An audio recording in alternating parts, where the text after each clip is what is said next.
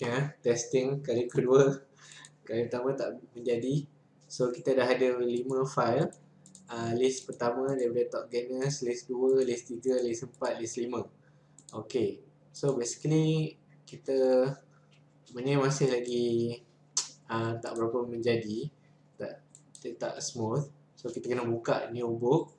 Kemudian kita pergi kepada macro yang kita dah recordkan menggunakan function yang include sekali data query punya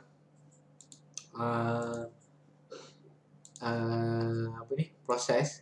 So kita dah record untuk mudahkan kerja kita. So kita get sheets data. Bismillahirrahmanirrahim.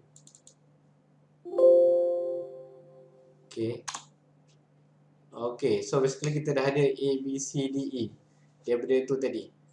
So sekarang ni kita gunakan macro untuk tapis counter-counter berpotensi.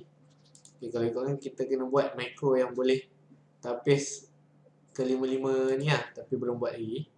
So kita kena buat manually sikit lah.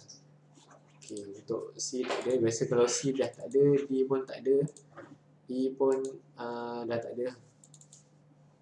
Okay, so kita boleh nampak daripada A dengan B, inilah counter-counter yang cun untuk enter. So Elsaf gadang inari WB dah keluar tadi. Premental tadi tak keluar, sekarang baru keluar. Premental HL FG Koskapi LBS full. Okay, so kita try tengok.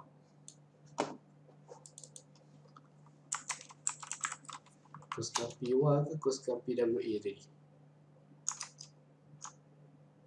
Kita tengok satu-satu lah. HLFG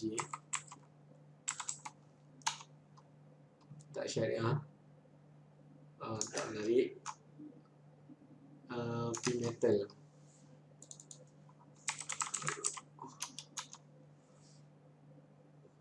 menarik. Tongha memang menarik pun. Okay, Tongha dah masuk Elsaf gadang.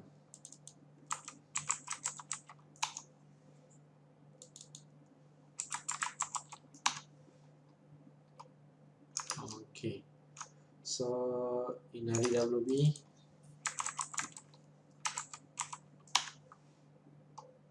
lama dah tunjuk kat tim awal-awal tadi Koskapi WA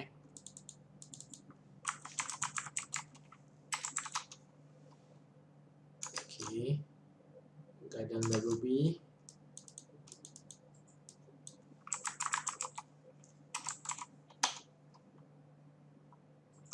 Okay, tak menarik.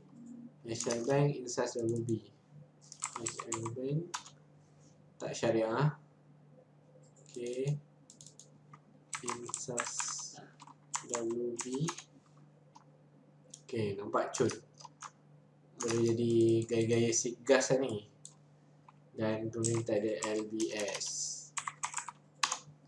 Okay, so itu dia. So apa function kita buat adalah kita recordkan macro dengan menggunakan from other new query ni daripada file A.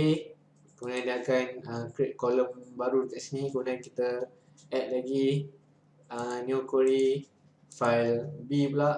Kemudian dia akan keluar column baru dekat sini. Kemudian dan seterusnya.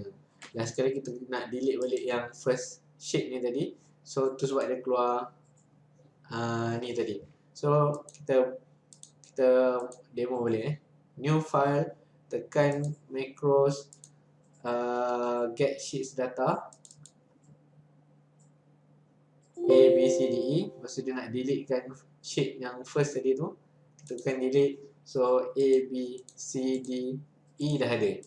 So sekarang lepas tu kita satu persatu kita pergi screenkan guna macro yang kita dah reka untuk filter. Okay, so inilah result dia. Okay, Assalamualaikum.